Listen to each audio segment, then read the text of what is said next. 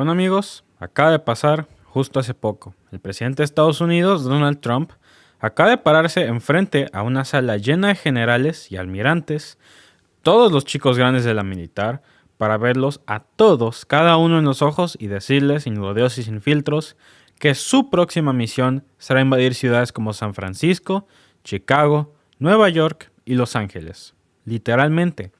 Les dijo que esas ciudades son zonas de guerra y que eso, controlar físicamente su territorio urbano, sería una parte central de su tarea como militares. Y encima de todo esto, tuvo el nervio de decir que las tropas podrán aprender más del combate dentro de aquellas ciudades que en zonas de guerra verdaderas. ¿Fue esto una idea suelta o, no sé, un trumpismo común donde solo dice locuras frente al micrófono? No, esta vez me temo que no. Lo repitió varias veces a lo largo de un discurso que duró más de una hora. Fue un discurso que puede quedar marcado como el punto de quiebre entre un país democrático y un estado militarizado por dentro. Y ahora estamos hablando del 28 de septiembre de 2025, ya hace unos pocos días, en la base Andrews en Maryland. La audiencia, más de 200 altos mandos de las Fuerzas Armadas, incluyendo, pero no limitado a, los jefes del Comando del Pacífico, el Atlántico y el Comando Norte, y los responsables de las operaciones cibernéticas y representantes de los Marines, la Navy, el Army y la Fuerza Aérea. Todos estaban ahí y todos fueron obligados a dejar sus bases, incluyendo unidades desplegadas en Europa, en Asia y en Medio Oriente, para ir a escuchar personalmente al presidente. Y lo que recibieron no fue una directiva de seguridad nacional, no fue nada importante para ellos. Fue una mezcla tóxica entre nostalgia imperial, delirio estético y preparación interna para un conflicto civil. Desde el arranque, pues el presidente empezó atacando sus propias ciudades. Dijo que lo que han hecho con San Francisco, con Chicago, con Nueva York y con Los Ángeles es imperdonable, que según él ya no son ciudades, que son zonas inseguras, zonas de guerra. Y cito, vamos a arreglarlas una por una, y para algunos de ustedes aquí eso será parte de su misión. Eso también es una guerra desde dentro. Y no lo estoy diciendo como una metáfora tampoco. Lo dijo como él lo dijo como una instrucción. Y lo remató explicando que controlar físicamente ese territorio es parte de la seguridad nacional. Que hay que impedir y combatir contra de esa gente. A esa gente, ¿a quién se está refiriendo? Nunca lo dice. Nunca lo dijo en todo su discurso. Pero lo dejó más que implícito. Que se está tratando de nada más que los inmigrantes, los activistas y las comunidades racializadas. Todos esos grupos como el enemigo interno del que está hablando. Y como si eso fuera poco, se desvía para hablar de barcos. Ahora, yo que he sido un nerd total de la naval de todos los países, los británicos, los japoneses, alemanes, esta parte de su discurso, les digo personalmente, me dio un dolor de cabeza de escuchar. Él no lo mencionó por estrategia. Él lo mencionó por estética. Dijo que los barcos modernos son feos, que le gustaban los acorazados de acero sólido, como los que salían en la serie Victory at Sea. Incluso mencionó que al secretario de la Marina le llevó fotos del USS Iowa para convencerlo, que nada los detenía. Y bueno, ahí corte, porque eso es una pura mentira. Pregúntenle a cualquier tipo en la naval, tan siquiera en la naval, fuera de la naval, alguien que conoce historia naval de los Estados Unidos, ¿dónde en el inodoro del mundo está el Yorktown? ¿Dónde está el USS Yorktown? O mejor aún, mucho mejor aún, ahora que estamos hablando de los barquitos todos bonitos de la Segunda Guerra, ¿por qué rayos desensamblaron el USS Enterprise bajo esa misma lógica? ¿Por qué desensamblaron todos esos barcos? Y, por cierto, el USS Enterprise, uno de los barcos que traía aviones, el más legendario de su tiempo, de la Segunda Guerra, incluso más allá. No, bueno, ya me estoy desviando. Regresando al tema, y según él, estos barcos de la era de la Segunda Guerra Mundial, debo recordarles, Segunda Guerra Mundial, que venían 20 juntos en fila, todos cool, con pistolas grandes y balas mucho más altas y pesadas que tú y que yo combinados. Y luego dice que los misiles modernos no tienen la misma presencia. Tienen que ser puntiagudos, según él. Tienen que ser puntiagudos, porque si son redondos no son intimidantes, va a salir diciendo. Y según él, que el aluminio actual se derrite apenas lo ve venir un misil. Claro que sí, así funciona el aluminio. El aluminio no es un metal que dura. Así lo dijo así, que el aluminio se derrite cuando lo mira un misil, como si el aluminio no es químicamente y físicamente diseñado y construido para no ser un metal que dure. No es un metal duradero, es desechable. Por eso lo usamos para envolver comidas y solíamos hacer cubiertos de aluminio. Por eso lo usamos para las latas de refresco. ¿De qué está hablando? Lo que tenemos enfrente de nosotros es un presidente obsesionado con volver al acero grueso, porque según él, se ve más macho y más impotente, más imponente. No importa que sea ineficiente o pesado, o costoso o inútil frente a las armas hipersónicas. Lo importante es que, según él, lucen mejor. Que le importa tener miles de barcos en la naval igual de grandes y de chingones que barcos de la Segunda Guerra Mundial, como no sé, el Bismarck o el Yamato o el Enterprise, que debo recordarles fue ensamblado por la naval de Estados Unidos, o el Hood de la naval británica, o el Led Zeppelin de la naval de Alemania. Así, como si al clic de un botón rojo en cualquier país con un presupuesto de defensa de más de $2, esos barcos no se convierten en dinero de impuestos gastados. Hay una razón por la cual usamos los barcos actuales que pueden lanzar misiles y no solo son más baratos, son más eficaces y por eso no tenemos barcotes de acero sólido y duro como los de antes que costaban mucho, eran imprácticos y hay una razón por las cuales hay una razón muy buena por las cuales no los usamos. Y bueno, después lanza una de esas joyas que solo puede salir de la cabeza de Donald Trump. Él dice que hay dos palabras que nadie puede decir. Esto sí está loco. Una de ellas es nuclear, pero que él sí la puede usar. Y que como advertencia movió un par de submarinos nucleares cerca de la costa de Rusia.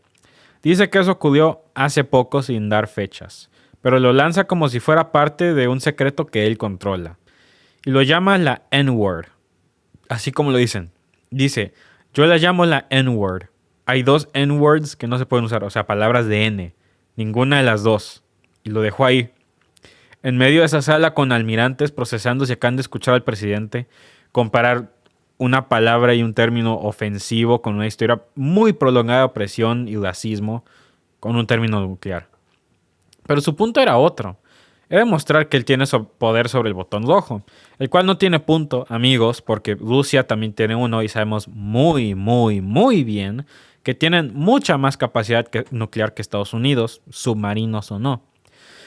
Y luego se va contra la historia. Él dice que el ejército de los Estados Unidos dejó de ganar guerras desde que cambió su nombre de Departamento de Guerra a Departamento de Defensa. Y ahí otra vez más, corte. ¿Quién ganó la Segunda Guerra Mundial? Los soviéticos. ¿Quién ganó la guerra de Vietnam? Vietnam ganó la guerra de Vietnam. Ganaron. Vietnam ganó. No importa las pérdidas y todo. Vietnam ganó. Eso es innegable. ¿Quién ganó la guerra en Corea? Mejor aún. ¿Quién está en cada guerra que se ha puesto? Estados Unidos no han ganado nada. Hay una razón por la cual cada película de acción después de Vietnam se han puesto al tope de todo, como los más cool. ¿Han visto Predator? El depredador. De eso esa es la sátira. De todas estas películas donde Estados Unidos es el número uno. Porque después de que perdieron Vietnam, no han podido tolerar en lo más mínimo el hecho de que no han ganado nada. Así de simple.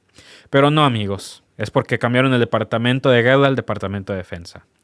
Y según Donald Trump, esto pasó porque se volvió woke. Porque, según él, ya no se llama guerra, sino defensa. Y él lanza otra frase. Deberíamos pensar en volver al nombre original. Así sin ironía. Como si renombrar las instituciones resolviera conflictos reales. O si cambiarle el nombre le dara 50 libras de músculo a cada recluta. Pero ese no es el fondo. Lo que está haciendo es desmontar la lógica de la defensa, de la contención para reemplazarla con la ofensiva permanente. Porque para Donald Trump no existe la disuasión, solo la guerra directa. Y los barcos grandes, esos barcos grandes de acero sólido, claro. Y luego él empieza a hablar de los bomberos. Dice que cuando los bomberos suben por las escaleras, que hay animales, entre comillas, que les disparan desde las azoteas, sin pruebas y sin datos. Y sobre todo sin deportes. Ni siquiera hay evidencia en los registros de incidentes de la FBI ni el Departamento de Bomberos de Nueva York. No hay nada. Los Ángeles o Chicago de que haya habido ataques sistemáticos con armas de fuego mientras combatían incendios. Lo más cercano a esto, irónicamente, es el hecho de que ICE deporta bomberos en pleno trabajo. Pero eso no importa. Lo lanza él como una justificación emocional. Porque lo que él quiere no es proteger a los bomberos. Él quiere militarizar las calles. Él solo necesita una excusa. Porque dice que nunca han respetado al ejército. Que no los tratan con dignidad. Que su gobierno, los republicanos, los MAGA, en cambio, han sido los únicos que los valoran. Y esa narrativa, además de falsa, es peligrosa. Porque convierte al ejército en un instrumento partidista. Divide la lealtad institucional en función del color político del presidente, lo que nunca se debe hacer, en ningún escenario, porque el ejército no le pertenece a ningún partido, le pertenece al pueblo y al país primero de todo, y menos a una figura mesiánica que lo usa para fines personales. Es más, si tanto le importara a Donald Trump el ejército, él pondría fondos o él haría programas para apoyar a todos los veteranos de la guerra sin hogar, con problemas de adicción, que necesitan terapia, que tienen trastornos mentales, que no tienen el tratamiento, la terapia, o que simplemente lo perdieron todo después del combate. Vean los documentales, amigos. Vean dónde acabaron los veteranos de Vietnam o de la guerra contra el terrorismo. Si a Trump en realidad le importaran los veteranos o los soldados, pues él por lo menos los hubiera mencionado. Tan siquiera hubiera hablado del testimonio de uno. Pero no. Solo le importa el ejército porque sabe que si no intenta ser populista con ellos, pues se lo van a agarrar como agarraron a Nikolai Ceausescu en Rumanía. Y más adelante empieza a hablar del lore, L-O-R-E, así deletreado, como si el concepto de leyenda e historia militar fuera algo que hay que explicarle a oficiales de muy alto rango que llevan toda la vida en la militar. Y remata volviendo otra vez a los barcos. Que los stealth ships, los barcos de camuflaje, son feos. Que él es una persona muy estética.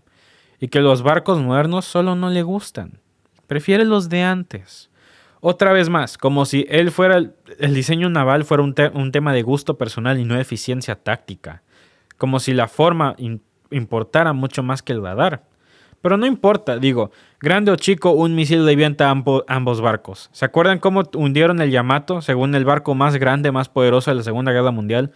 Le tiraron bombas encima y se hundió al fondo del mar. Era así de simple. No importa. Así, nomás, no importa. Grande o chico, todos son víctimas de las bombas y los misiles. Así que, ¿cuál es el punto?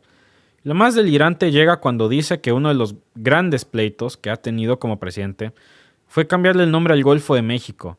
Dice que nunca entendió por qué se llama así si según él los Estados Unidos tienen el 92% del litoral.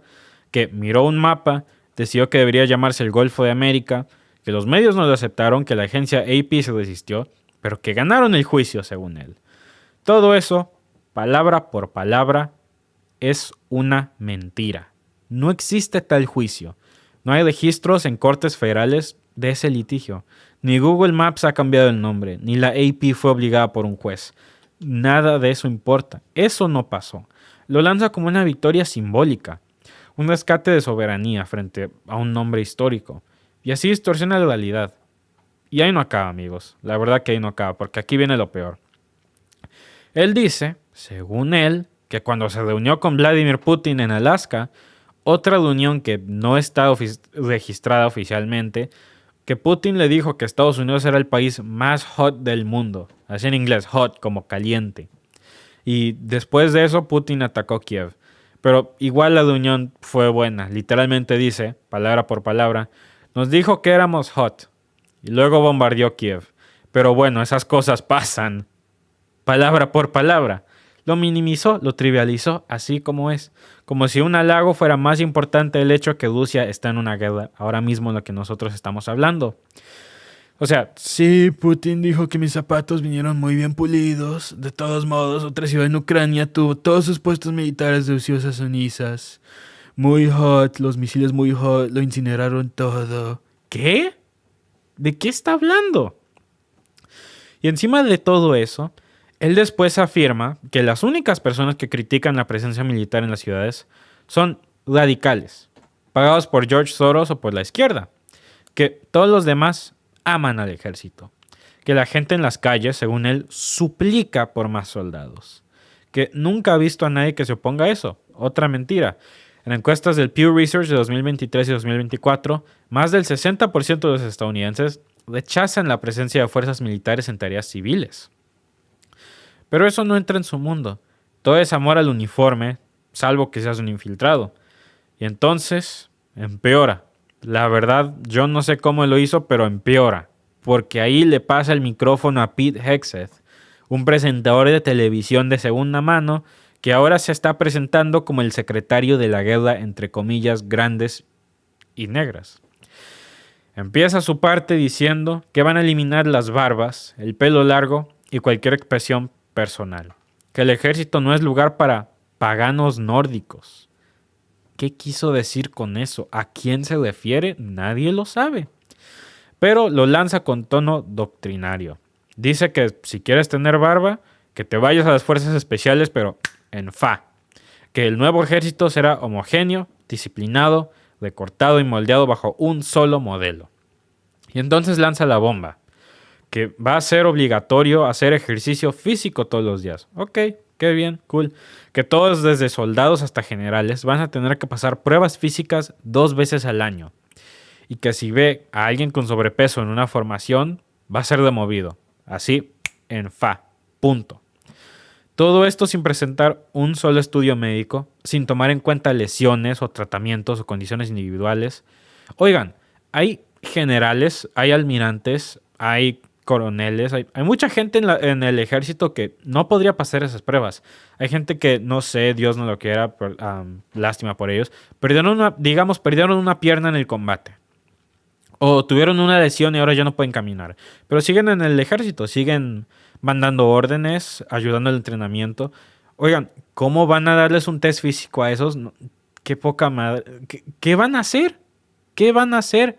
O la gente, los almirantes, que ya llevan más tiempo ahí, que ya están viejos, ya son de tercera edad, no pueden hacer ese tipo de ejercicio duro que están pidiendo las reclutas. ¿Cómo lo van a hacer? ¿Cuál es el plan aquí? ¿Cómo lo van a pasar? Yo no lo digo en mala onda a la gente de tercera edad o los discapacitados. Lo digo de veras, ¿cómo lo van a lograr? ¿Cuál es el plan aquí? Porque Pete Hegseth no estaba implicando que iban a haber excepciones en esto tampoco.